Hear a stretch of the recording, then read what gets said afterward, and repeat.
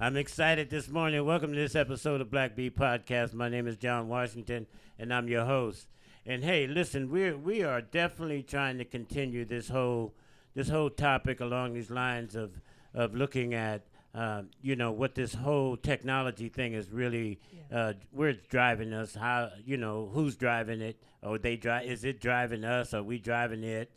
Yada yada. But today, I have my executive producer here with me today again at the table because she loves this interesting topic stuff here. So welcome, Fawn Aberson. We appreciate you joining us today. So, Fawn, so tell me, who do we got here with us today? Oh, thanks, John. Yeah, as you know, our next issue of Flossin Magazine is based upon technology. We're calling it TechWOWlogy. So our guest today is Fidel Ferrer. He's the president and founder of the Project LEDO. Project LEDO aims to provide access to science and technology programs for children from the BIPOC community and in low-income communities. And Fidel's inspiring journey and dedication to empowering underrepresented communities has earned him recognition in the Portland Business Journal, right? One of the executive directors of the year for social impact, right? And also, you were the recent facilitator at the Silicon Forest, not the Silicon Valley, the Silicon Forest. Oh, they got a Silicon Forest someplace now? Oh, Tech damn. Summit. That's what Oregon calls it, Can you see for the right? trees for the forest, for the huh? trees. We don't, yeah. That's what it is. So, which I think they said at the Tech Summit was the first ever. Yep, that's the first ever. But some interesting organizers, and you wound up there. So, anyway, welcome, Fidel. And welcome, Fidel. Man, I am so excited. And what makes this excited for me is that, when you tell a story like this, when you tend to, if you've been around as long as I have been, you tend to put a face. You become a little bit premeditated about it. You put a face to it, right? Yeah. But boy, when they told me, boy, this brother's from Cuba, achieving all these things, that really did make me excited because, I'm an East Coast kind of guy. And, I grew up with a lot of Puerto Ricans, a lot of Cubans, a lot of Haitians, and it's a different kind of a Latin beat, back on the East, and Quieto Negro, right? Yeah, there you go. And this brother here represents all of it, because when you get out here, get out on the West Side, of the world, you're dealing with Latinos that are from Mexico, Quieto Blanco, they're kind of a lighter, it's just the whole policy and the whole way of, So how'd you wind up, well, I can see it when I say you're dark-skinned it. Yeah. Right? Yep. I can understand how you might have fit in and they might have mistaken you, but I'm Yep. sure you brought a whole lot of your values and a whole lot of your thoughts. So, man, how you wind up out here?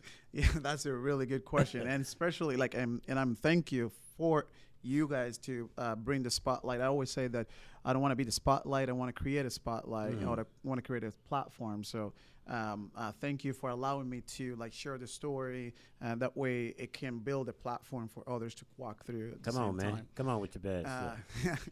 But with that spirit, it's the same thing, the same sentiment. I'm dark skinned, I'm black, but I didn't grow up here, but I'm Latino because I speak Spanish. Yeah. And then the Latino population at times doesn't resemble that demographic. It's kind of like all this diaspora that you find yourself in. Yeah. And sometimes it's hard to even break it through because you're where you fit in, right? Yeah. And that's kind of the whole message is you don't have to fit in any category as long as you align with core values that lets you move forward. But the boy, he came in with some brains too, huh? Core values. Yeah. But it's interesting when they start talking like that, boy, you better pay attention. So tell me, man, give me a little bit about your background, man. I mean, when you grew up, how you grew up, man, because a Cuban, did you grow up in Cuba? Yeah, I did grow up in Cuba. Wow. So in Cuba, and excuse me for sounding like, I'm not, the world is not a small place, but how would in Cuba, when you got all those beautiful beaches and all those lovely values and different, and then of course you got right? Fidel Castro and cigars and rum and all that. on the track and what you got on, man. What you know? Or what was growing up in Cuba like? For Yeah. them, Yeah, right? or yeah, and then what would make him when he looked at this whole notion of I'm gonna get out of here, but I'm gonna head to the whitest city in America. Yeah. You Yeah, know that's what I'm a saying? really good question. So I grew up by a single mom. Like my dad left when we were little kids.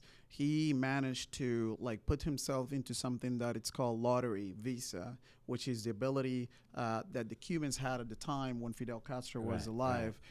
To come to the States. So the section of interest in the United States had a place in Cuba where it's kind of like winning the lottery. Right. Like you would draw, like you would put your name on a piece of paper, fill out an application and send it out to the section of interest at the time. And if you win the possibility to come to the States, they will sponsor you. Wow. Right? Wow. And that's how my dad left. Wow. And See you, Dad. Yeah. Yeah. Nice. Yeah. So he left when we were little kids, and then from there it was just a single mom raising 2 kids because I'm a twin with a girl, and it was it was nothing short but like at times extraordinary, but with a lot of pinpoints and challenges that we face because like it's not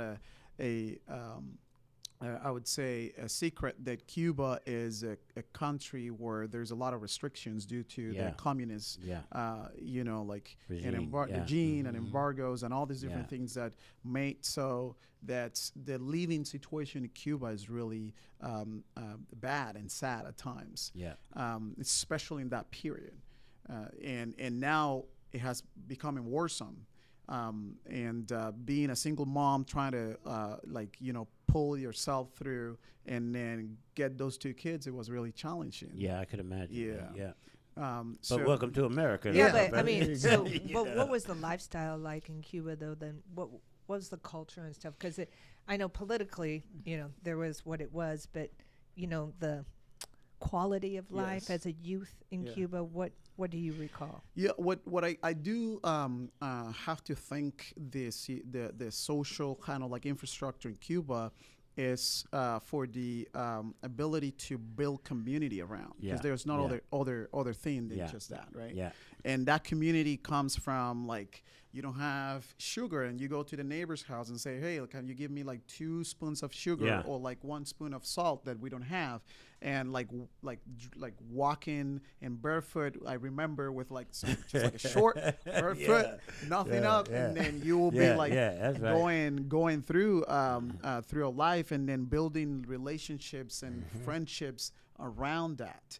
And the food and the culture, food and right? the Because this is culture. what John loves is Cuba. yeah. Every day, Yeah, like, well, the let's go to that Cuban- Cuban yeah. place, Cuban place, They, right? No, they So- know how to eat. Well, Shit, yeah. they eat But the it right sounds food, like, kind of food. you know, the food wasn't just about eating; it was about a whole community. neighborhood. Yeah, Yeah. that whole It was thing, the thing to gather around Yep. or Brings to it to- converse on Yep. because that, you know, there wasn't a lot of other.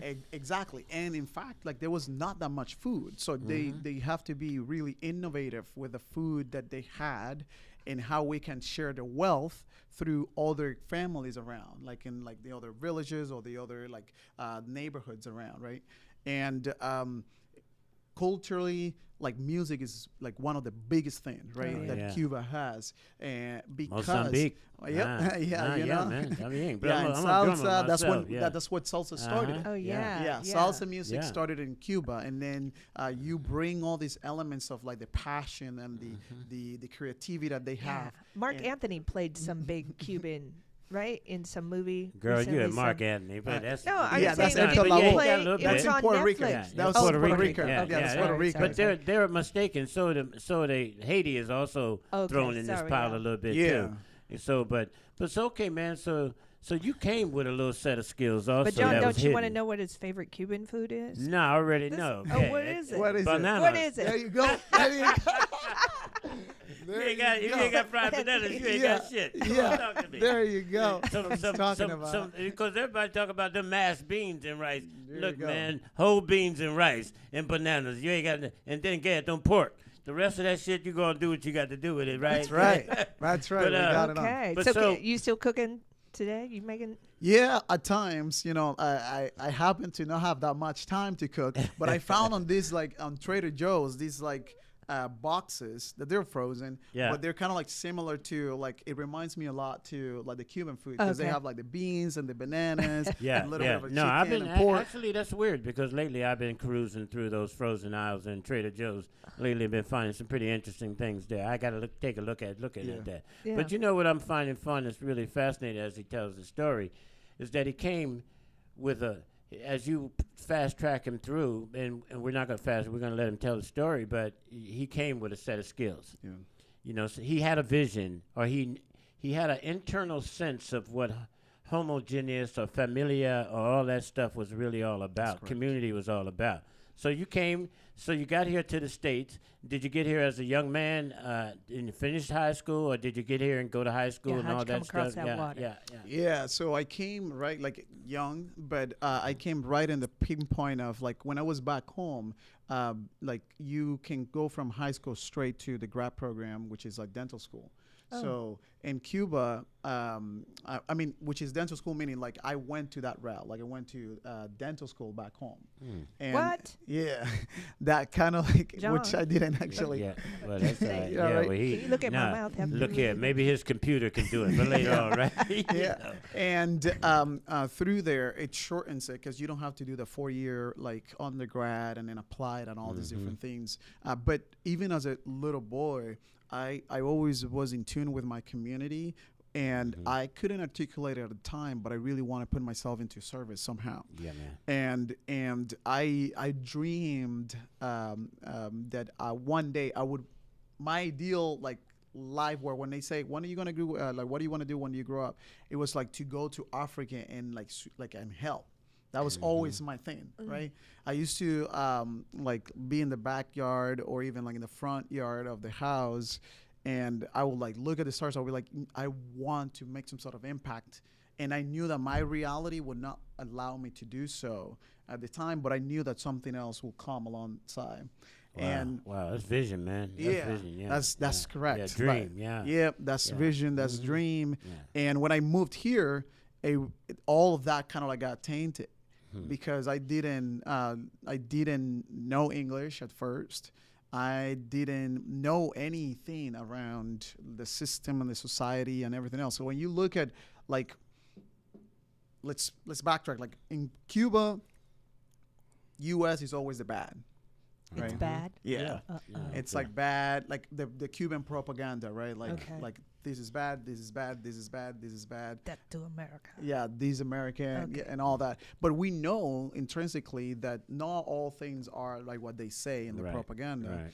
And people dream big also about like moving out or leaving out of the country and experience a different life. Right. And man, like we try to aim for that dream. For some, it becomes a reality, but for some others, it doesn't become a reality. And what is really, I would say, devastating is when you see so many people trying to like make that dream come a reality, and they perish for a lot of different reasons. So like. So you the success story, man. But You made did your it. mom come with you? Yeah, my mom came with me. My sister came with me. Okay. My dad was here. He was the one who actually claimed us. Okay, Right. so then there yeah. was some reconciliation. Yeah, there was some Oh. reconciliation there. He claimed us. He actually lives in Oregon. But when you think about like U.S., you think about New York, you think Yeah. about Florida, you think about like California, Yeah, yeah, where you 10 would big never ones, guess. yeah. Like, and that's Portland, what yeah. Portland, Oregon, like Yeah. who that is, Yeah. right? Like, what is that? Yeah. You know? No, I'm with you, man, because I found it by I'm mistake going where? myself. Where am I going? Yep. You know, I would have never thought I was going to end up here. Yep. Yeah. And that's what it is. And then like I remember when I like first landed, I was like with like sandals, like flip-flops actually. Yeah. And like a t-shirt. Yeah. And it was like you was playing January. the park. Yeah. Flip flops and a T-shirt. And it was so cold. Yeah. You know, really cold. Yeah, I can imagine, bro. Yeah. Really close. So you landed here. Did you do any high school or anything here before you got into college, or did you just come get there? I did go to PCC, Okay. and then to learn like ESL classes, because Yeah. at the time I honestly didn't speak a word in English. Wow. And in PCC they kind of like accelerated me. Yeah, Maybe yeah. because like Yeah. I was really committed to like make something of myself, and in the process, I really needed to learn English, and I became a teacher assistant at PCC, Wow. and then I brought a lot of transcripts from high school and then all the stuff and college and everything, and they pretty much like say, okay, like you're on your path to be in college, right? Yeah. You had all the requirements. Yeah, Yeah. and there is a lot You of know. Spanish supported resources. Yeah. Isn't there at Yep. PCC and Yep. and Oregon, Yep. kind of, right? I Yep. mean, they are a state kind of set up to Support. integrate Spanish and English and things like that. Yeah. So he's a PCC success story, which Okay. is Yeah. great. Yay No, for it's that. a beautiful one. Good to them. So Yeah. then you got in the PSU. Yeah. Now And now you're smoking. Yeah. Yeah, Now yeah, I am a yeah, PSU. At the beginning, it was. Yeah. Yeah, that's right. That's what it is. Yeah, And at the beginning, I must say that it was really hard, like really tremendous, like really, really hard, because I wanted it to go to college, but even like I believe young like people here, they're not prepared at times if they don't speak the same language or they don't grow up with like parents that they've gone to college. Oh, for sure. And going around and see what could like be possible, and kind of like creating that roadmap for them. Yeah, so you were a first family member Here, to yep. go into college. And then Yeah. trying to navigate these complex systems Yeah. on your own, Yeah. probably with Exactly. support, but Yeah. you're Exactly. you're the first one doing Yep. it in Yeah. your network. Yeah, on Right. my own, and the advisors at the time, they were not kind of like quite aligned, because when you go to those like advisory, everyone tells you something and they should expect you to know at least a little bit of something that in reality I didn't know anything. So I would like sign up for classes, and I didn't know that I needed to drop off of classes. I didn't know that there was a curriculum that you need to follow, and then they will get those bills in like at home, and then I'll be like, how much, and then why, and then I didn't even know that we needed to Yeah. apply for FAFSA. Like, Yeah. all of that was Yeah. new Oh, for wow, me. yeah. Oh, God, scary Yeah. stuff, though, Yep. right? Well, but it's part of the bind or the combine that America sends its third world people or those types of indigenous Low-income people, or and disadvantaged, that's part of the maze, man. That's part of the hang up and that's why when we're talking about navigating these complex systems, the essential need for the support to assist people to help them now. Because if you're a first-time college attender in your family, and I remember the same thing with mine, man. I got to a certain part, though. My dad, he ended in third grade. My mom, she had a couple years of college, but nobody could advise you on the forms that came, how to pick your classes, none. And let alone, we got into a whoopty, and I had a major scholarship, man, Paul Robeson scholarship to a Ivy League school, and I couldn't even get a ride to the campus. When we did get that, I drove down there, and I didn't even have no license. You know what I'm saying? That's So, right. and then, and if it wasn't for the people on campus who understood when that smoking car put that cat out on the sidewalk with a pillowcase and a paper bag with his stuff, it was them brothers came out and they put their arms around me, and they picked up my stuff and they walked me into the college, and they assisted me through that process. So as I hear you talk, was there any kind of significant mentors or anybody that you picked up along the way to help you navigate this complex system, man, by yourself? At the time, no, and that's what made it really hard for me. And that's why, to be honest, the reason why I started a Project LEDO, because I was so alone, and I felt like really alone at the time. But I knew that somehow everything will work out for the better, because that's who I am. Like, I put my mind into something, and I really go through, and then like I don't stop until I see it through all the way. Yeah, man. And That's a good methodology to attain and to achieve as a young man. That's a real strong one. I So, reinforce that. Yeah. In you. What were the classes you were taking? Because obviously, even in Cuba, you were in a STEM, Yeah. right? Science, technology. Yeah. You were dentistry. Yeah. Dentistry, isn't that science? Yeah. Right? So were you gravitating to those kind of classes, or what kind of classes were you taking? Yeah, I was like, when I got myself around, I realized that I needed to do the courses, like the pre-dental route. So, and then they Oh, have you were like still gonna do pre-requirements. that? Yeah, I Okay. still wanted to do that. That was the dream. And I had to involve into chemistry, and then I had to involve into biology. I had to involve into organic chemistry, physics, anatomy and physiology, biochemistry. All of those courses that that they are like hardly enough for like natives. Right. Imagine being English like speaking, yeah. English speaking natives. Like imagine. No, I don't imagine Yeah. that. I ain't tried. Taking those same classes. Give me a headache already. That's Think about right. it. You know? And Oh then- my God! Right. And then when you see like a auditorium full of 300 people, like you see it in like maybe in like movies and stuff, and you see the professor down there, Yeah. and then they're just speaking things out Yeah, of lecture. like Yeah. all those lectures, and then Yeah. you're sitting down there. I'm like, where I'm at, Yeah. right? Yeah. And I'm like, really? That's the first. That's the first, and the like. I would come home and I would be like, I don't know. So my confidence took a big hit there. Confidence. Like because I was like, I cannot, like I have this aspiration, I have the dream. I wish I would have known the capabilities that I have, but there's like, this is not meant for me at the time. And I was like really like grasping every single thing. So I will go to office hours and I'll make myself available all the time. And through that process of like kind of like building that resilience to see like what helps and what works for me, I found this. It's kind of like an affiliation called LSAMP, which is like Louis Stroke for minority practitioners in STEM. And they have created that program at PSU. Yeah, I remember LSAT. Yeah.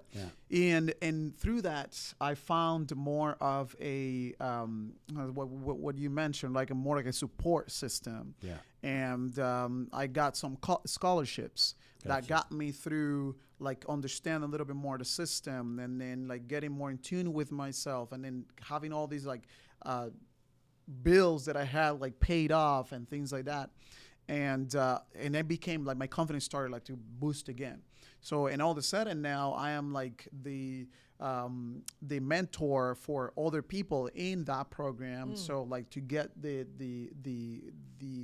BIPOC communities or anyone that feels like underrepresented in specifically in that field, like validated and have a place to. So I became a tutor of organic chemistry, and I was like having now like a group of folks that I would like teach them through and then collaborate and do all these different things. And that's how I kind of like my confidence started like to boost up again, and like sharing more resources with the community around. And that's how, like after LSAMP, I think that I started it, like I'm like, okay, now I think I belong here, because I found those people, right, that could like see me as who I am, and then meet me where I'm at to kind of like keep moving forward. Yeah. And as I see the foundation fund, he didn't take no easy like like me. I was taking urban studies and art design and all that kind. He didn't take too many of them easy classes, not man. easy either. But well, some of it was A propensity. I liked yeah, the creative drawing part. But it some of did- them classes. yeah, it did seem like he had a propensity even Yeah, the linked grass. to Cuba, Right. know, where like, oh, Yeah. you're gonna be in Yeah. dental school, Yeah. right? Yeah, Like, so he had he had these- his foundation was already forming for him Yeah. to But it was basically guide him in the direction added that he wound barriers up. of language and new space and place, new culture, and that kind of Hey stuff. man, the but, cat's a player, man. You can't keep a player down. So what's the deal? Yeah. So we can keep on moving though. Okay, It's like so then PSU. So, how did the Apple? So what happened after? Yeah, how'd you PSU? get into technology? Yeah. man? Yeah, That yeah, was- for Because sure. we looking for the bridge, right? Yeah. Take it to Yeah. the bridge. Take it to the bridge, Yeah, right. there you go. Yeah, so there you go. So from there, I started it to work in several research, because building up the curriculum, that way I could apply and make myself a competitive candidate to go into the dental route still, right? Oh yeah. Okay. I started working at a research OHSU, PSU, and I love research. We actually like published a couple of articles in both places, and I was a co-author in a couple of them. But then I felt that um, although research is like a really good realm, it prevented me to interact with people, right? And that's something that I've always been passionate about, right? I'm like I would say an introverted by heart, and I channels my extrovertiveness to achieve the dreams that I have. Yeah, man. And through that process, I was like, I really just wanted it to get a easy, simple job that I could do, that I can connect with folks, because like the research environment, it's really hard paced, it's really draining. You don't see, like, for instance, I was doing molecular biology, so I would not see people for long periods of time. I would just get emails and say, hey, you have to sequence confirm this, or you have to like do this call, you have to do this like PCR. It's isolating. Yeah. Yeah. And at the time, once again, like, it's like all about that. It's like it didn't feel, even though the team was, I would say, diverse in some essence, but in the true core values, it wasn't, right? So, and I could see the isolation even from myself within the team that I was working on at the time. And I was like, I don't know, like I really wanted to experience something different. And then that's when I got the call from Apple, because I had put my profile in their website and said, hey, would you want to join us? And that's how everything started with Apple. Wow. Yeah. Wow, vicariously, you know. So, you So know, now- Okay. either way, I understand your technical mind, but I'm looking at mine from a spiritual side. I mean, when you look at the pathology of an individual and their growth in their life, you know, you'd be amazed at how much the beginning plays a part in that trajectory.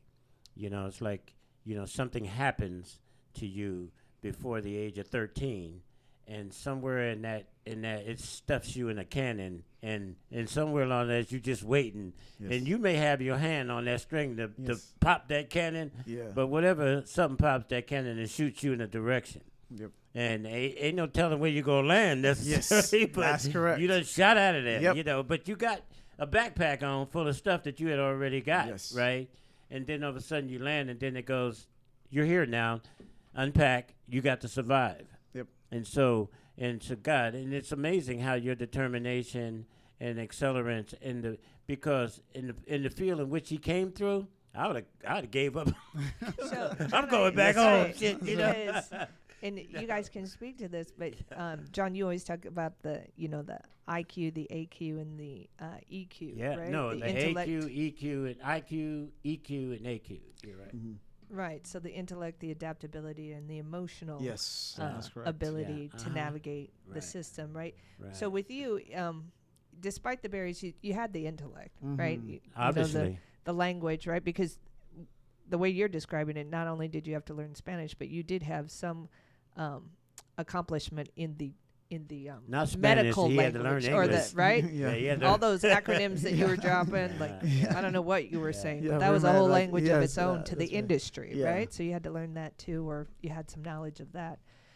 But the adaptability, right? To say like, I'm going to. Were there times where you felt like, I'm done, I'm gonna quit, I'm gonna go do, I'm gonna get a different path or something? Did you want to walk away? Hey, Fawn, but I want to know what happened with Apple. Before you moved. Oh, okay. What was the deal with Apple? How did that help you? It helped me tremendously, though. Like, Apple has been one of the greatest places that I've ever worked for, and that I ever worked for. Yeah, despite, because in time, there's a friend of mine that worked with me in the team, the global operations and strategy for the R&D at Apple. She always said, never waste a crisis. And I took that by heart, because at times our community, sometimes, we are accustomed to feel sorry for ourselves in some essence, right? Like, and I'm not gonna speak with to the whole community. I'm not gonna generalize it. Right. But at times, yes, like there will be times where you will be misunderrepresented. There will be times when there's gonna be a hardship, but you know, like they always say, to whom much has been given, much is required. Oh, You careful, boy. You're growing up. Yeah. and I've maybe I've been given the possibility to be here in the States. So for me, it was always the hunger of like not wasting that possibility. And although, at times I felt disappointed and I felt like, why this is happening to me? I saw myself like going into the med field and the dental field and establish myself. But you also have to be in tune. And as I realized it later on, of like the gift and the calling that it's being upon you before your aspirations to do something outside of that gift. So he said what you've been hearing me say for how many years now? That's 20 years. You know, it's the gift is not for everybody.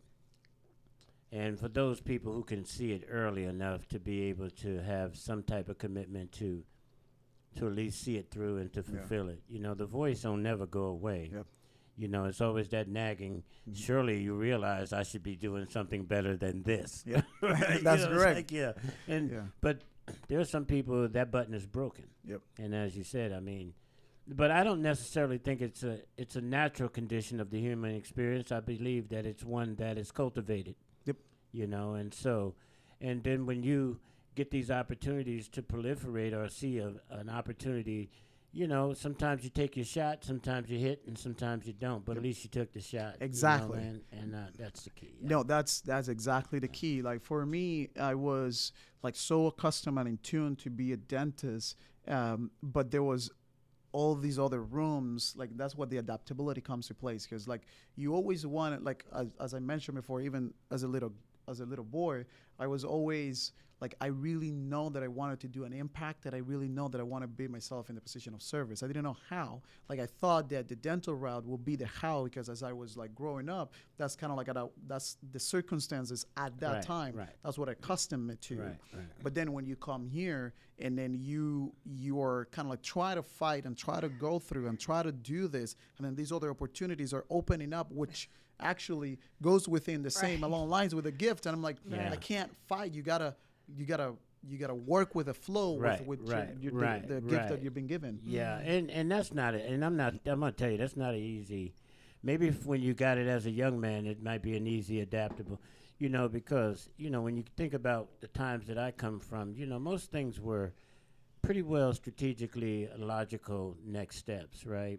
But you're living in a time where rapid change and transition is happening so quickly that if you don't have the ability to be adaptable to those shifts in style and shifting, you know, man, it's you're being left. Yep. You know, and I said that a long time, even with technology, man. I said, you know, it was so clear that these 35-year-old white dudes came up with something, right?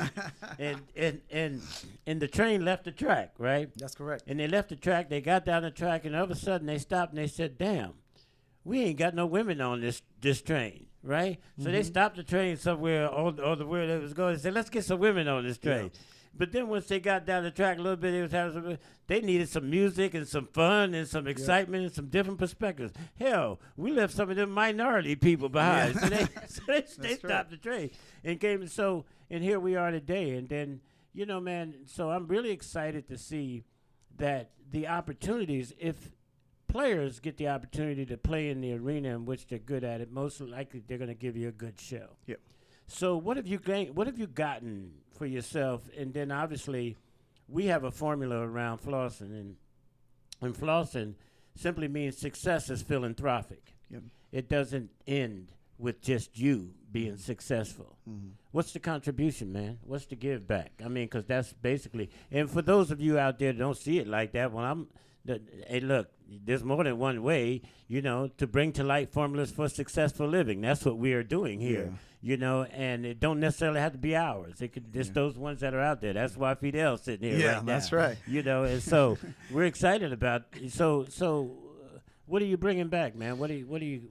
I think, and that's a really good question, because I think the contribution to it is like two things. First, like, you don't know what you don't know, in a sense of like, if I would not have come to the States, I wouldn't have known the possibilities that one could have.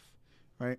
So in that realm, you have to be able to, it takes one to teach one, to share one, right? Like you have to be able to know what your capabilities are and go after them. And if that's the case, you got to go back and reach out to someone and say, hey, look what all these things are at in terms of resources, and share that back too.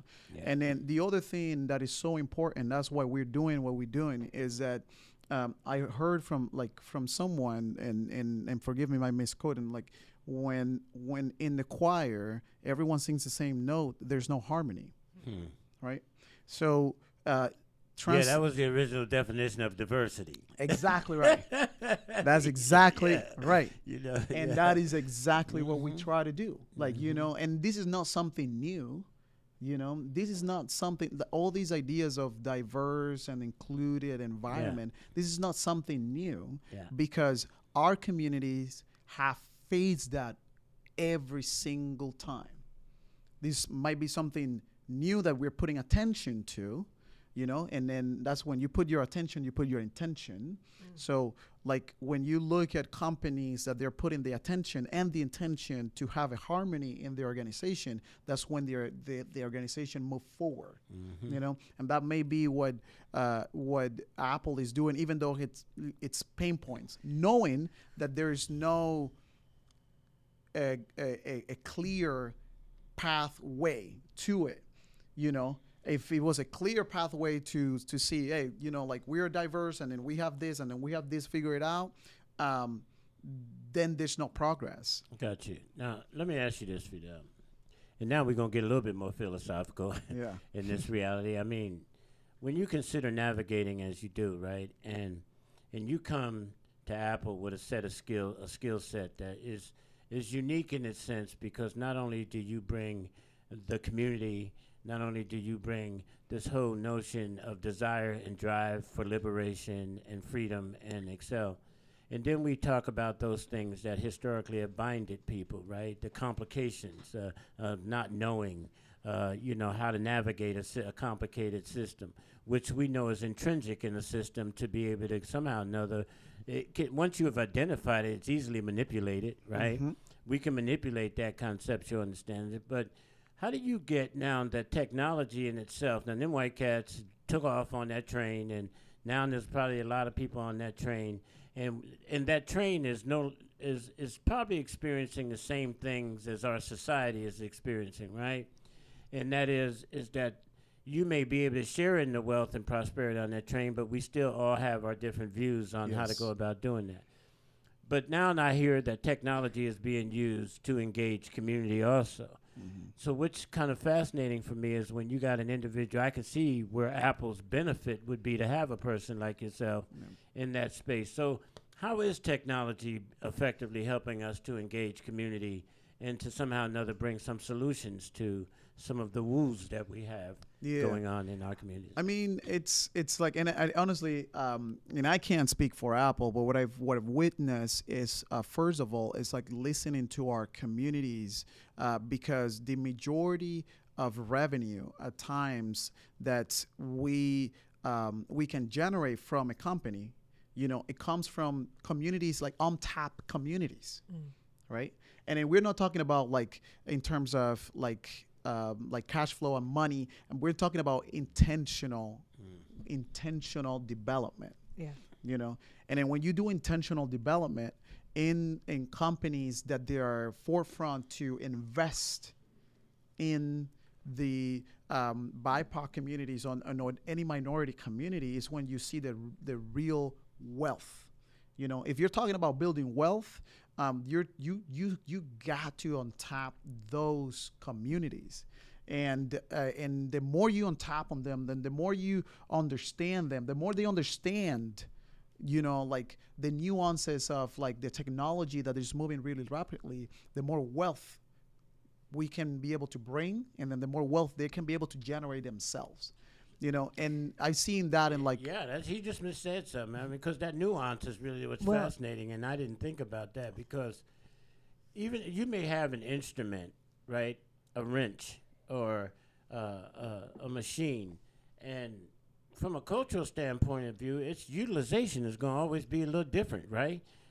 People in India might use this technology different and arrive to a different kind of outcome, whereas people in Kuwait or someplace else might. So that's what I find there is what I find to be the fascinating intersection. Yep. You know, and how that technology is being accessed and what would drive a company like Apple to be more inclusive with that technology. That's and wild, and that's man. what it is. Like in companies like Apple, companies like maybe Intel that they're doing a lot of work too. Like it's more of like you can get, for instance, like even like our community's better health.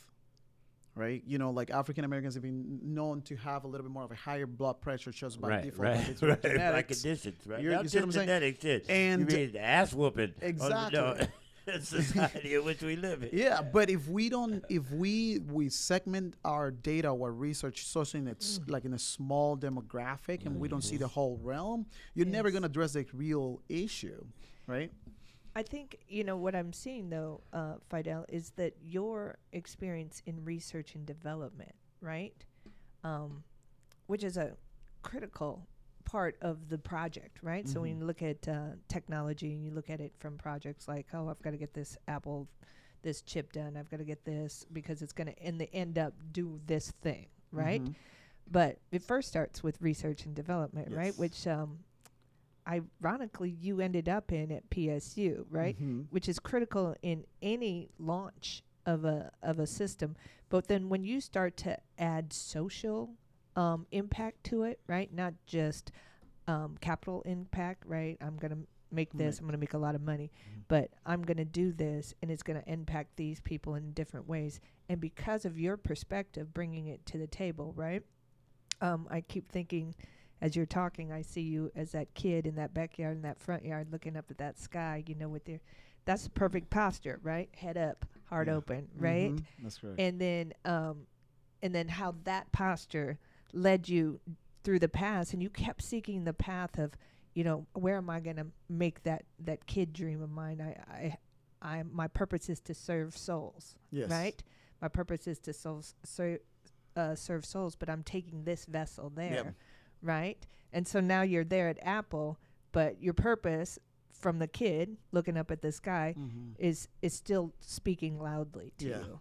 So it spoke so loud that it made you launch your own company. Yeah, that's correct. So tell me about your own company, man. So what's or organization? Organization.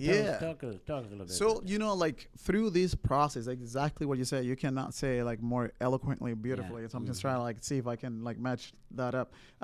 Through that process, I understood that real change happens within, right? And ooh, that's Denzel Washington. You know, me and Brooke got something in common on that's that right. one. Yeah, that's right. And because it happens within, we cannot, as communities, expect things to happen to us. It's time for us to happen to the world. Oh Lord! Right. And look out, world! Fidel on his way, y'all. Come on. That's hey, right. Well, you know, go on, man. Drive the car. Yeah. Finish. and and then when that happens, I understood that in order for me to like make some sort of impact, I really have to come within, like from my community, right? I am an Afro-Latino, so I speak Spanish, but I don't resemble the Spanish demographic. But I'm black, but at times African Americans are like, well, hold on a second, no, you're not black. So it's like all that all that dichotomy that I am caught into, and I'm like, okay, well, let's make it about like creating a place where everyone feel that they belong, and then provide resources for them to actually see themselves in the brighter future. The same thing that I did. And like I started at working, I took a leadership class that allowed me to be in contact with one of the schools that we work with. In the just 1 or 2 hours of my week, I would like kind of like come and then do some volunteering, getting them some assistant with like science courses and things like that. And I saw how their heads of these kids started turning. So what it could not see possible, what they didn't even know that it existed, now it became available to them. And then they will like take that and then just run for the wings. And then from that, you gain not only a fulfillment, but you gain the possibility that we were talking about. Like that's how like it happens to the world, because this kid or this young adult, I would say, will go out there and then see what could be possible. I was at the tech conference the other day, and then there's this guy that approached me, and he said, like my kid, we took a trip to Europe, and he was amazed that the architecture in Europe, they are like 1,500 years and all of that. And he didn't have to go with it in Europe, though. He could have went to San Francisco, but anyway. Yeah, you see what I'm saying? But the concept was like they're so like well made, and then like they can really last longer. Yeah. And in his mind was like, how can I make, like as a little kid, how can we make buildings that they last longer? Fast forward, this is what he was sharing to me. That's what is important, the importance of like education and the importance of like exposure to those things. Lifting that ceiling of your mind. It's self-imposed ceiling. Exactly. Self-imposed. Exactly right. And at times, if we're not exposed. Exactly. And societal exposed at time, because they keep you kind You're of right. like but afterwards, fast forward, he is in architecture. Right. He shot out the cannon. Yeah. And he actually is like his specialty is working to create buildings that they have a long lasting living. So I am like, this is what it's all about. This is what Project LEDO is all about. Like providing those resources, allowing the people to see technology and embracing, because like there's, as you mentioned, like the train is already moving. Yeah, man. It's whether you want to jump on it and be part of it and break the new stigmas and break the new nuances that comes within, or just be left behind. But we don't want our community, especially in the young age of their lives, to be left behind or to not have the possibility to experience at least what it could be possible. Wow. Well, you know, my three questions come to mind, but for Fidel, and I would like to know those ones. And yes, don't worry. You know, you're still producing. You're on my show right now. I just know that. So, Fidel, if you were to have a room full of young people, and someone asked you, what would be the characteristics or gifts you think, and maybe I don't have a lot of gifts, but what characteristics do you think I should develop in myself at an early stage moving into this? What would some of those characteristics look like as that you would think young people should have in them if they was to ask, well, what should I have, Daddy? To be available to connect them to their purpose or something, or to look at all the options to be successful, in this world at which because he's obviously a lot younger than you and I. Well, I don't want to date you, but me, and the times are obviously different. If you think about the world since AI has come on, which has been in the last 5 years, it's totally changed in 5 years. And we're going to jump into that, right? Okay, so well, we your can. Characteristics. Yeah, well, what would be those? And you're doing that right now, so we should quickly say that from Apple, you opened your own organization. Yeah, and just like merging the two, like I think one of the main characteristics that I can, like, if I had a little, a full room of kids, or which if you do sometimes. Exactly. The main thing is that don't ever let anyone decide what you can or you cannot do. That's the first thing. You are not going to have a dream that you don't have the capability to fulfill. That's point blank. So that's the main thing. Don't ever let anyone decide like what you can or you cannot do. Second, I would say to them to really reach for like core values that allowed you to, and when I said rich, meaning like really do like a good work throughout as you're growing up, what core values, that build core values that led you to understand first who you are, what you're here to do in this world, right? And you don't have to know the how, but the resiliency to fulfill that dream. You know? Yeah, man. Right. And the core value isn't like, I'm Fawn Aberson. I want to, be in media.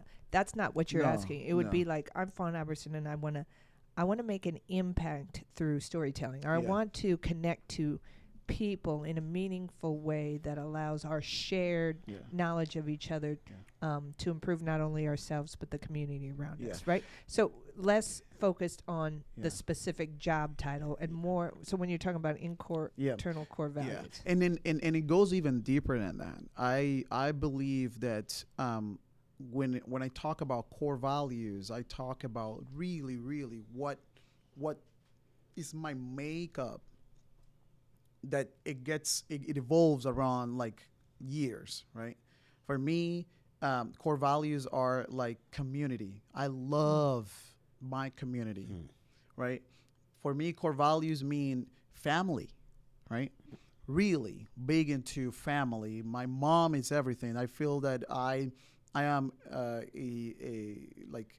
piece of what she would ever, like what I would ever be for her, right? Like she has done tremendous things for me to walk what I'm walking right now. Core values mean like honesty, dignity, right? Because you can walk with those to any place that you can be or will be, and therefore tap into what kind of dream I want to fulfill. And that's when it comes to like, I don't want to be like a social media influencer. I want to tell stories. Right. That's my dream. I want to tell stories, whether it's a social media, whether it's in a podcast, whether it's a presenter, whether it's a host at a show, but I want to tell stories because the how is what is going to make himself real at a point in time. Whether it's in the library, to a bunch of little exactly. kids. Whether it's in a library and like to reach so many kids. So these are journal. Or a journal. Yeah. These are the kind of things that I'm more focused into, and these are the kind of things that we aim to teach the students. Like we found robotics as a way, and AI, computer building, and all these things as a way to engage them because we don't want to leave our community behind. We want to embrace that. There's a lot of stigma with AI, a lot of stigma with all these different things. But at the same time, that is like, because you can be a good roboticist or you can be a bad roboticist. The evil, you mean? Right. Okay. So, hey, Fidel, well, so let's make that transition a minute. So you started in 2019, you started an organization called LEDO. So what does LEDO stand for? Yeah, this is a good question. LEDO stands for La Edad de Oro, which is an acronym in Spanish. And translation in English is something on the lines of like the golden age or the gold age. There was a journal that transitioned into a book that's called La Edad de Oro. And in that book, it teaches young kids elements of empathy, love, compassion, care that my mom used to read me when I was a little kid. And those are what build also my core values. And then when I talked about my mom and saying that she's the idol that I like ever want to be, it's because as a young kid, having that backbone with no father figure in my life, she created those moments of like helping me be the man that I want to be through education, through learning what's empathy, what's love, what's compassion, and then you choosing to be and do that way. So LEDO is an honor to that book, honor to my mom, and honor to the communities of people like me that find themselves in some sort of challenge or situation or disadvantage by the situation that they are or the reality they're facing, but they have an aspiration or an idea out there that they want to like and embark or come across or fulfill, right? So that's kind of like what Project Wow. LEDO. I would like to have been in the room when that mission statement got. Fawn, you couldn't have been in the room when that mission statement came up, because that mission statement is a lot deeper than you could ever realize. As I was listening to the brother speak, I tapped into some emotions, and it was kind of, it was long overdue. I think, as a man, I mean, I think what happened to me was that I became your father for a second, and I became very proud of you. How do we, as men, pass that torch that you have? It's part of my life avocation. Yep. How do you arrive at a place that allows you to commit yourself to a cause that in most cases and most times it's daunting because of the blight that we see, the people that are in the darkness and the people that are wasted and lost along the way. But then all of a sudden you get, man, when I look at this brother, the size of this brother, I'm saying this brother is 10 feet tall. But when you look at this little package he come in, right, and not to be underestimated, not to be questioned, but the realization is that the capacity that this young cat comes in here with today is what we hope that the next generation of BIPOC people is inheriting. And if they are, look out, world, because the world's got an issue. And I can understand why Donald Trump becomes so prolific at this point in time. Because if the world looks anything like this, and if they trying to stop this at the border, let me tell you something. This country got some issues. Yeah. You understand me? So, but, and for those of you who coming in here legally, and if you're coming with that, it's got some issues too. So I mean, it's very important. So, I mean, that's your foundational principles of LEDO. So, what is it that, so tell us a little bit about some of the successes that you've been having through that program. What's the program all about, right? I mean, it's taking STEM technology, introducing people. I know you got a partnership with some of this Lego robotics stuff and that kind of stuff. So what's the daily life of the programming? Yeah, it's thank you for asking that question. I am really honored to be in the leadership of Project LEDO and then funded Project LEDO. And I remember the first couple of times that I had the idea, there was a lot of no's, right? There was a lot of, and that's the resiliency that we build throughout now, impacting. We were just pulling the last year report, and we impacted close to 341 students, 1,500 families. And proudly, 75 to 80% of our population is a BIPOC demographic. We don't restrict programs and curriculum and services to anyone, but we really focus. We are really culture and mission specific. The daily of Project LEDO, we partnered with lots of organization, corporate sponsors. We actually have a new partnership with OMSI. And Intel has supported us, First Tech Credit Union, Free Gig, and all of them. Shout out to all of them that they've done an amazing job to actually fulfill that dream. And we work with the Title I schools in the Portland public schools in the Beaverton School District. We identify the Title I schools like the launch assistants, and they have high population at times of BIPOC communities. And we work specifically with immersion schools that they are, immersion into Spanish primarily, because that's kind of where we find ourselves. And you're getting Black. Okay, go ahead. And Black students, BIPOC in general. And we have programs in the after school that we teach, such as Lego Robotics, which is the heart and soul of our organization, and we are sponsored by Lego Education. We have computer building programs, so they're coming.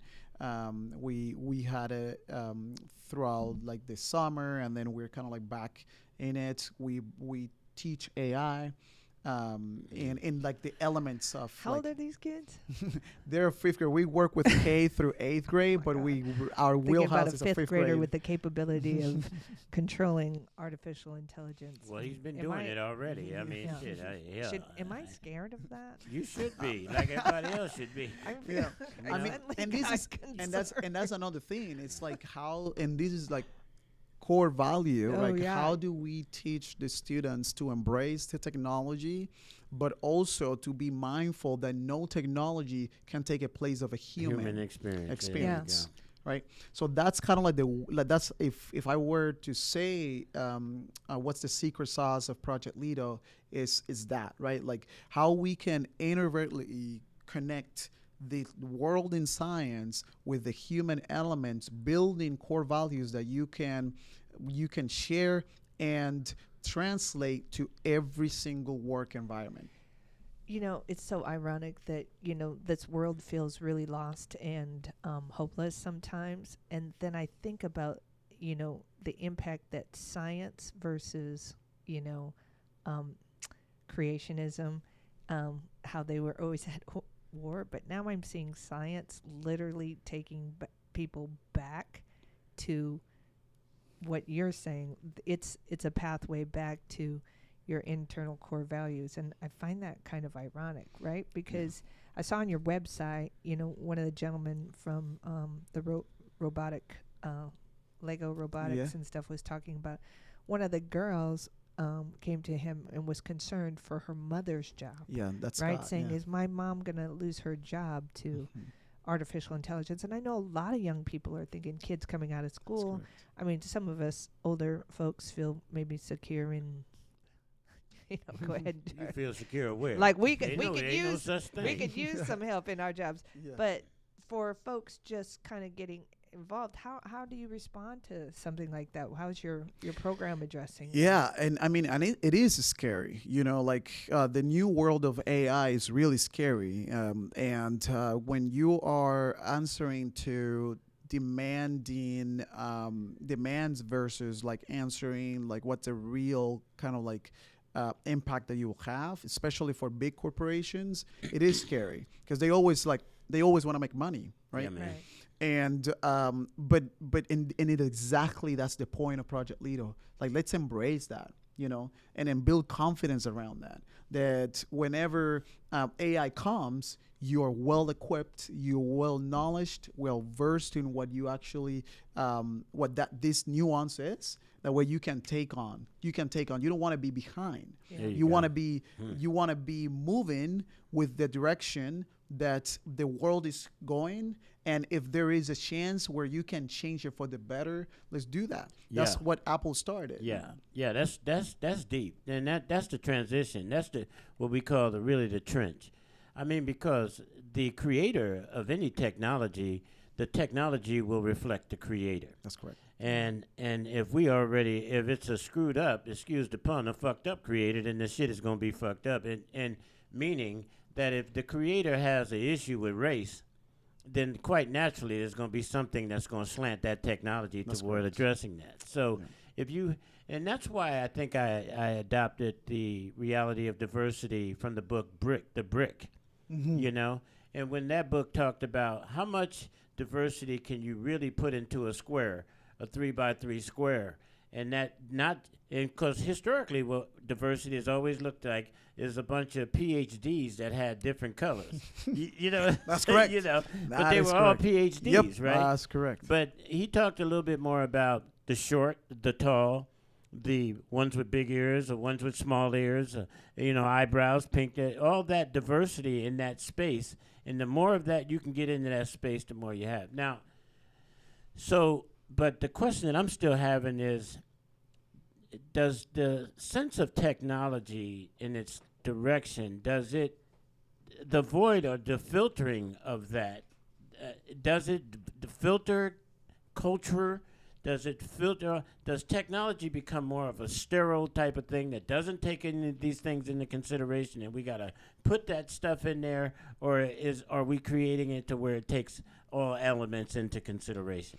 Yeah, that's the dream, right? I think that's the dream. Like the ability for technology to have to be a feedback mechanism instead of the other way around. Gotcha. Right. You want to create technology as a feedback from like the community that you are actually working with and impacting. Like it happened so that all around these years, you have been creating technology for the people without taking the accountability of like really do a forward thinking analysis. And Without emojis was the beginning to that conversation, right? Without Exactly. including the Yeah, people in right. the conversation. And without including the people in Yeah, the conversation. right, And yeah, then when you same. do that, it's like a completely wrong business model to have. Right. Right. You know, like Right. the Promised Land by Obama, it talks about the fact that when he really wanted and aspirations to be in the position where he was, to be the leader of the free world, the first advice and the best advice that someone has ever given is like, if you want to do that, just go to the communities and see what the real struggles and then what the challenges, what are the opportunities, what are the highlights of this community, and then from there you can extrapolate to make a real change. So back to the question, it's a dance, right, that you have to have, but technology cannot, and I'm a huge advocate for that, be at the forefront of our progress in our it's a tool, but it's not the actual goal or the end goal. Right. Or to give up control. Well, yeah, but it's you also being wielded. Man, I mean, there's a whole different war above. I mean, look at the current event, right? Over there in Jordan, 3 servicemen dead, 40 injured from a drone. Mm-hmm. Right, from technology, right, from a drone, and we all know we've had it, and it's like, do we use it? We use it. Oh, maybe just to target an evil person, but then you cross the line. Yeah. Then you're constantly crossing the line, right?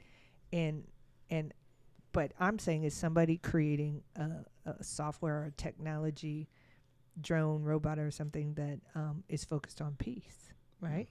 On bridging differences, on convening people who have different religious and capital and social needs to come together. It's like, I don't hear those as much in the forefront of the news, because if it leads, it bleeds, right? But I'm sure, with brains like this, and I have a feeling that in R&D in a lot of these tech companies, there are people that are really looking at these ethical issues, right? Without trying to project their particular viewpoints on this, which is so challenging. Yeah. But it's like, how are we shaping, artificial intelligence to address those type of issues? Yeah, and it's interesting, because if you when we did the tech summit that we had at Silicon Forest, like shout out to Joseph for putting an amazing event together. Yes.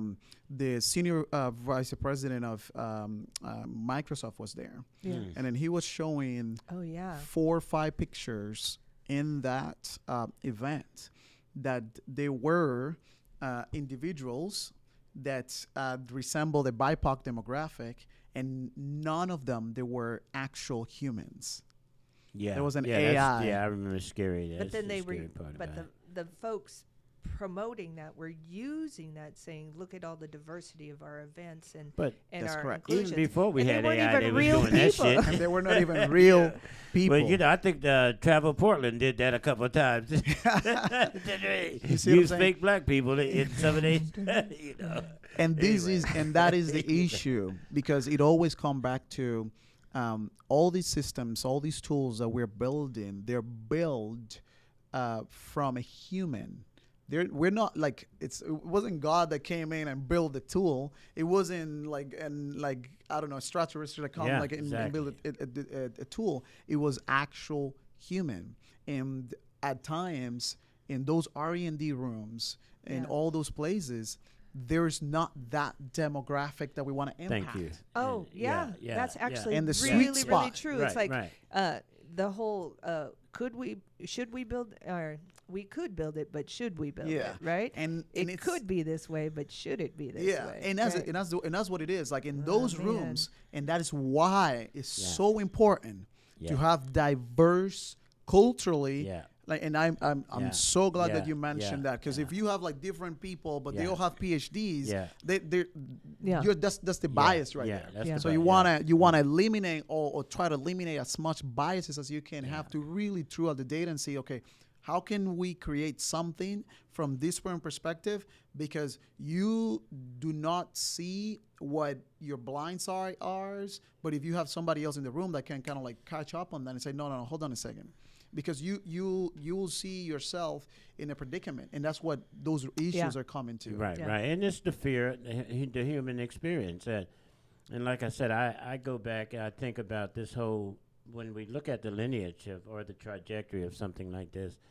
And I remember that when I was at college, I keep talking about this over the years, which have influenced me, was that there was a geneticist conference, right, on genes and genetics. And there was Cheryl Kress and John Shockley were presenting in these.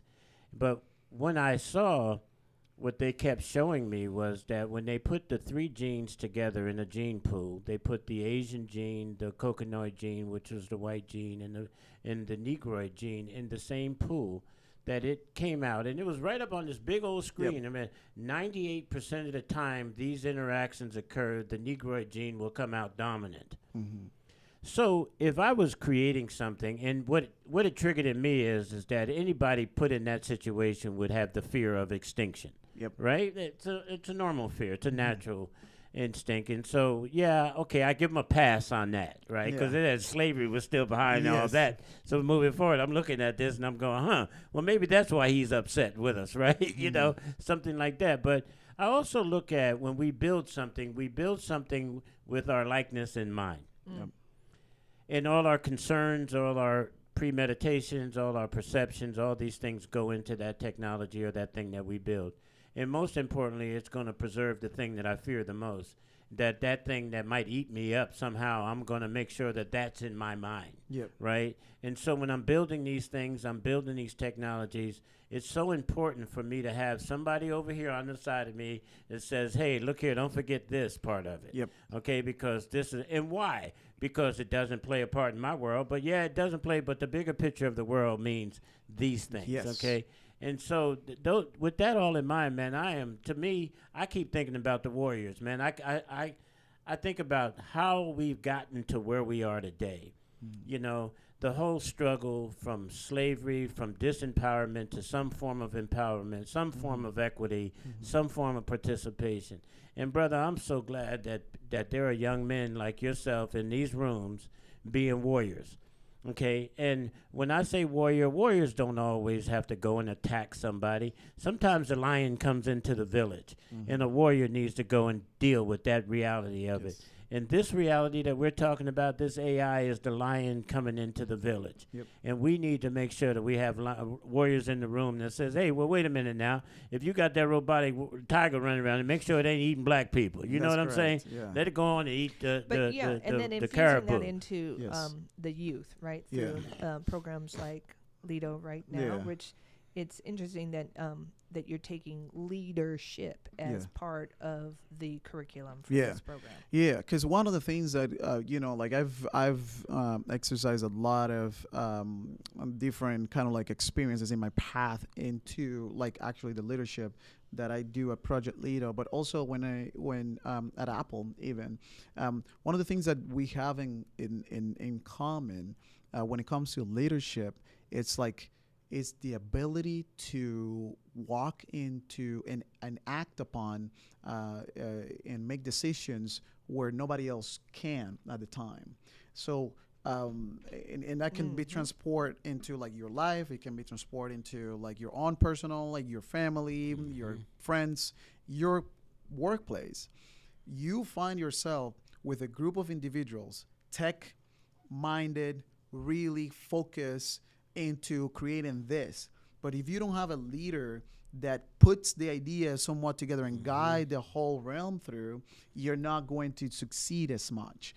And that's what we want to these kids to actually to practice and exercise and build upon that. Because like I can give you the codes, I can teach you how to code, I can teach you how to do all these different things, but I cannot teach you how to critical think. Yeah. I cannot teach you how to be empathetic when an employee comes to you and say, "Hey, I'm having a hard day.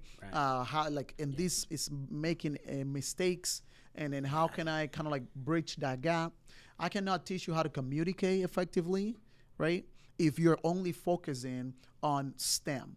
Right. Once again, like when I said STEM, meaning like in the coding, in the AI, in all these different things. I find myself that at times I'll be leading projects that has nothing to do with the realm of where I graduated from, my background. Yeah. But it has everything to do to critical think and understand what does this gonna do? What's the impact that this would have? What are the downfalls? What are the biases that I have within myself that I have to remove?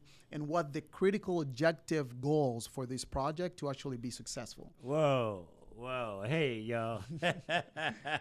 Hey, welcome, y'all. This is Black Beat Podcast, y'all. Look, I told you, we're going to go out there and look for it for you. And it's in the room right now. How you doing over there, Director? I mean, it got you perplexed? You know, because this conversation is you and me every day. If somebody was to follow us around, I got technology over there, and you got human over here.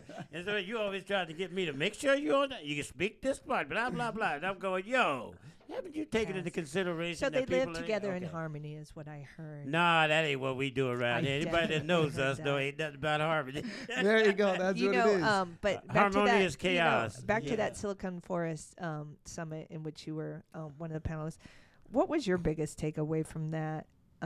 Important because I saw people in there hungry for this, and it was a lot of black and brown people in that room.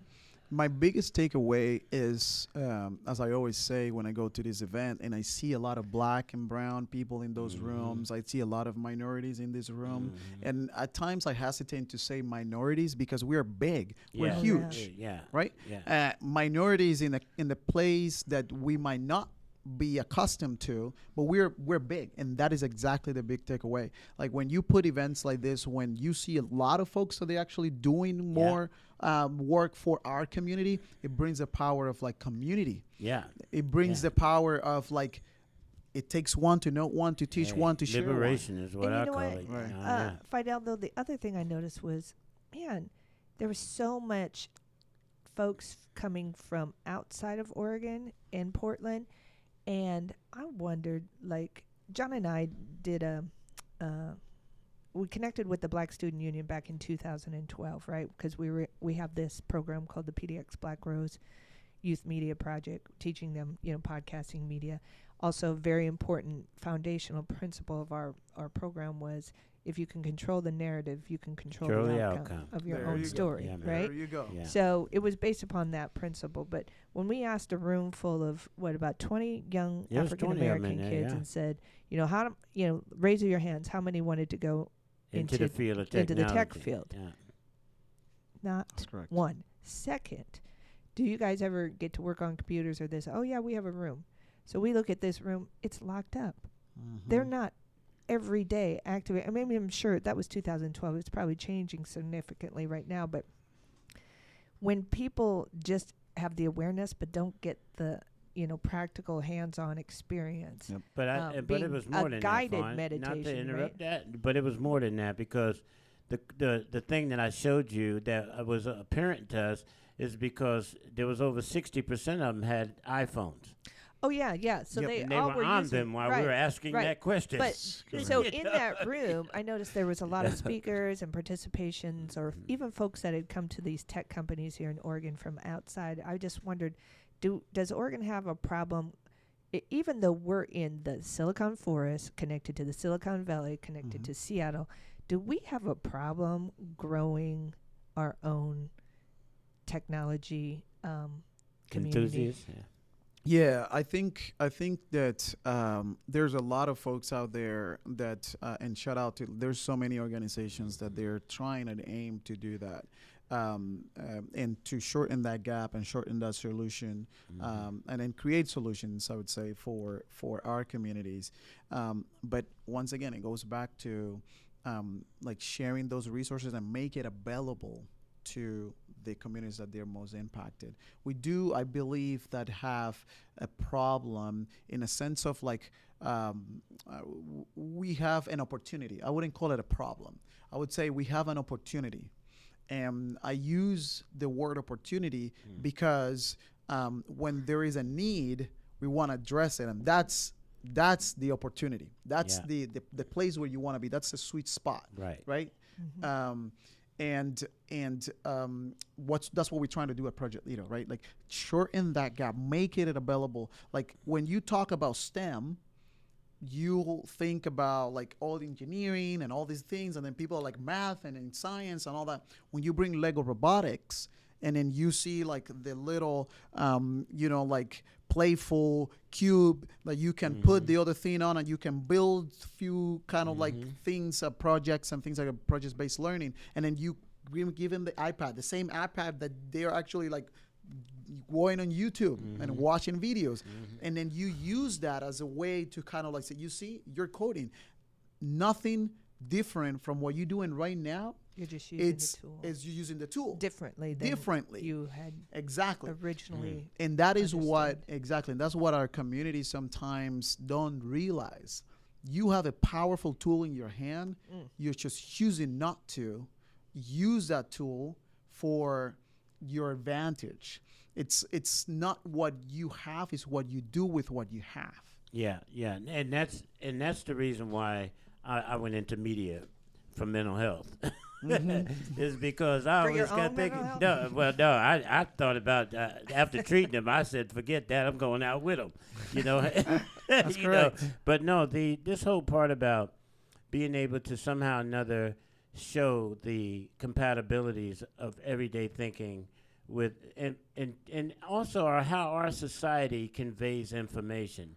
It's mostly cryptic in a lot of ways, right? So as in one demographic who has a college degree and you write a piece of technology, an understanding of an article about some technology, and people got PhDs over here, and then the majority of the people over here don't have PhDs. And if I write this article well enough, I can communicate with these people, but these people are going to miss it. That's correct. Okay, so that's why I got into media, because I believe that media can be structured in such a way that you can target it at the people who need the way the information to become to them. You can give it to them in a way they can understand it to be able to connect it to the bigger picture. Yeah. But I'm really, when I came in here today, and I'm usually amped and sometimes resistance on a Monday to get on this mic. But you know what, bruh? This has been a real treat for me. Oh, thank you. Fidel, man. And hey, and out of all the topics I know nothing about, mostly, I know a little bit about here and there. I know a little bit about everything here and there, right? But this topic has never really interested me enough to have a conversation until I'm having this conversation with you. And it elicited all the rewarding aspects of a dialogue could have. It took me through a field of intellect. It took me through a field of emotions. It took me through compassion. It took me through a lot of places. But the one thing that I'm really fascinated about is, Fidel, or the question that I keep lurking in my mind, boy, is what you got going on next. That's exactly the thing. What's next with you, my brother? It's interesting because I am asking that question myself, and one thing that I do, as I shared before, is like I don't want to be a platform. I want to create a platform. And that's what I did with Project LEDO. Project LEDO was never meant for me to be the founder and the head. I saw an opportunity and I try to tackle on that opportunity to get some sort of impact. Next for me, I would love to. This is like and I'm a big dreamer and a powerful dreamer, I would say. It's right? Okay, boy, dream big. Next for me, I wanna speak for millions of peoples into the importance of why this work is important first and foremost. I want people to understand that there is an element of fear, but also there's an element of a reward when you kind of like go and embrace resiliency in whatever thing that you put your mind into. I'm not gonna say that I don't want to be a motivational speaker because that's not my wheelhouse. But what I do want is to share experiences. I think experiences are so important and powerful. And if I can share my experience, and if I can share what we've been able to do and accomplish, from the business side to the intellect to the technology side to the emotional side, right? Folks can be hopefully motivated and feel to and pushed to actually do what they do best. Because Howard Schultz says something on the lines of like Howard Stern actually, don't look for what the world wants. Look what make you come alive, because what the world want, it make people come alive. Nice. Yeah, right? Yeah, that's real, man. Building bridges. Yeah. So what? But you asked also, was there anything that, that was a great question, John, by the way. What's next for you? Yes. Kind of stuff. That's why you the producer and I'm the job. That's all right. But go ahead. You had something.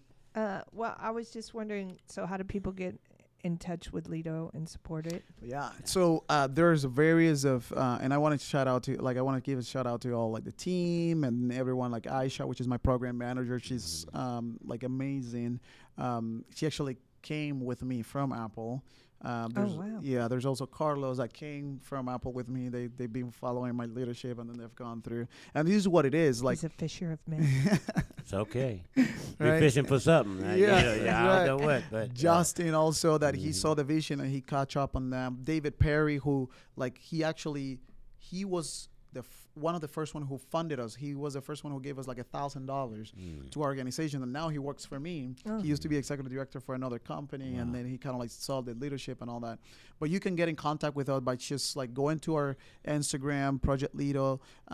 It's essentially that, at Project LEDO, or like projectledo.org. Get familiar with our what we do, and like we always look for sponsors. We have a couple of events coming up, fundraising events with OMC March 21st.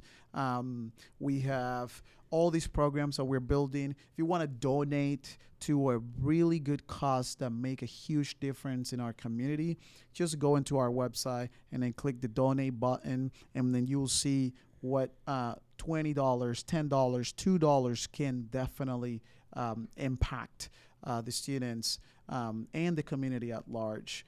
And like Fidel.Ferrer at projectledo.org, you always can message me and then get in contact with me, and then we should be able to get something done. Young man, why your folks named you after that fool that was? I know. I was hoping to start that question. No, you can duck that one, yeah. But I got a better three ones for you. I usually, my producers usually get uncomfortable when I ask these three questions, but it's just something that I believe that once you get up in the ranks, you no longer have to talk about the layman's conversation. The world will ask you three questions as you aspire to your senior, and they will want to know these questions, and it'll come across as rapid fire. Okay, so when I ask you these three questions, I want you to just off the cuff answer them quickly as you want, and just move on to the next one. Okay. Speak to me about life. It's beautiful. Life is beautiful. Life is is a journey also that individually each one make, and there's a choice within that, right? I think of the element of like choosing to live from the get-go, from the seed that was implanted in your mom's womb. You have the possibility you have endless possibility, because that's a powerful seed. Like Oprah used to say that. That's a powerful seed. Like the fact that it blows my mind at times, even like a biology major, that you're formed for three main layers. All your body, it's formed from three main tissues, and you're powerful in and out itself. And if you have the possibility and capability to come out of your mom womb, and make it to this world, there is also a responsibility to fulfill whatever you're meant to be in this world. So that's. Speak to me about love. I always think about love because we always try to fantasize and idealize what the concept of love. For me, love is what my mom did, and it's also a choice to work hard, to wake up at 3 a.m. Sometimes we didn't have anything to eat, but she'll make sure that we are provided, that we are well educated, that we are supported emotionally and financially, at times with lack of resources. That's love for me. Peace. It's a huge part of that love, because as you mentioned, we don't have peace in the world, we don't have love, right? And that consistency. So I like to believe that love is finding yourself within that core values and what you want to wrap around it, those core values, and understanding that it's not a fantasy, it's a reality, and the power of choice that you make on that reality, that's what love for me is. Fidel, speak to me about death. I've been kind of at times thinking if I, because things happen. I have a friend, Marcella, that I was calling her the other day because I haven't talked to her in a while, and then she shared that one of her daughter's son's friend passed away, and she saw him the very previous day, and then he next day overdosed. And it brought her a lot of tears, and then she's being really sad over that experience. And when I took from there is nothing is forever, and we all know that we are going to die at some point. And when that idea came to my mind, it made me think what happened to me if a car run me over tomorrow, or if I take off my plane and the plane never lands, would that be okay with that? Right? And it goes back to life, if I feel up to this day what I was meant to do and be, that powerful seed from those 3 layers, I think I'll be okay, departing. And that's what I encourage. Death, that's the only constant thing that is in our lives. We all know that we're going to die at some point. But identify while you're here, what you're here to do, what you're meant to be, and then getting closer to that. I think when the time comes, you will be okay, and at times people are not okay with that, and then they stigmatize all these different things, and I don't want to put that negative connotation towards it. But death is the only constant thing that we have after we are a powerful seed that is being born, right? And because of that, if we make it out, and if we make it out of that, and then we keep coming and making it out, you got to fulfill that dream. So that's essentially what. Man, Bump Brother, thank you very much. Hey, look here. Welcome, y'all. Again, this is Black Beat Podcast. I done told y'all, we ain't going to hold nothing back. We're going to share it with you for what it is, and it's real. If it's going to be real, it's going to be real for you and for me. Listen, this has been an exciting episode of Black Beat Podcast, where we're unapologetically black about the comments and the statements and the things and the experiences that we have. And today we had a young brother here that just sort of took me through all of those places in this experience. What do you think, Miss Producer? Yeah, you know, Fawn I think Aberson? you know on this subject of technology, we look at all the moving components, the hardwire of it. A lot of times, it brings to mind, you know, how we hardwire things. But I think, you know, what Fidel did today was look at how we are hardwired internally ourselves. Despite that we're made up with these 3 layers, we also come with this soul that's hard to hardwire, right? You can't really hardwire a soul. No, that's for sure. So to leave it out of the conversation, even in this age of technology, probably isn't wise. Hey, listen, in most places in Oregon, the conversation needs to be had about education. We know all those individuals that come into the room to have that conversation about education. The next time I show up into a room about education, I'm going to make sure that this brother's in there. Yeah. You hear me? There you go. Hey, my For brothers, sure. thank you very much Thank for coming you. out and hanging out with us. And, Fidel hey, Ferrer. Black Beat, we out. Thank you. Uh-huh.